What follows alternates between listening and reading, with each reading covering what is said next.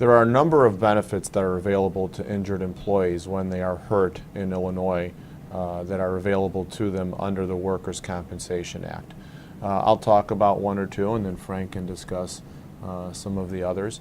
But probably the ones that are most important, especially during the initial part of the claim, are the medical benefits and what's called TTD, that's known as temporary total disability.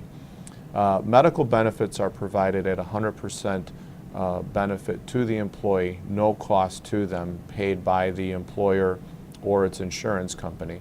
So anything that is related to the injury that occurred at work is paid at 100%. The second benefit is if there's any time lost from work that exceeds 3 days, that employee is entitled to receive 66 2/3% of his average weekly wage for the duration of that disability. And of course, there are times when that disability benefits can be stopped or they may be suspended, but in general, that 2/3 continues until the disability is over. And then there's what's called permanent partial disability, and I think, Frank, you can discuss that one.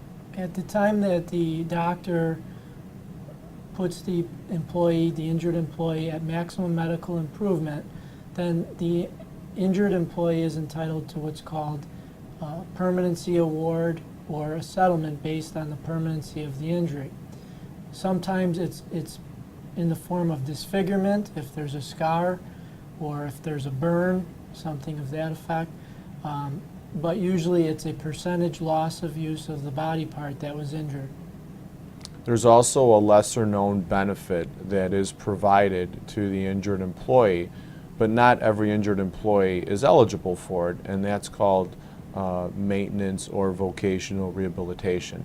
So depending on whether or not that injured employee can return to the pre-injury duty, if they cannot, then the employer is required to retrain them or rehabilitate them for a new type of job.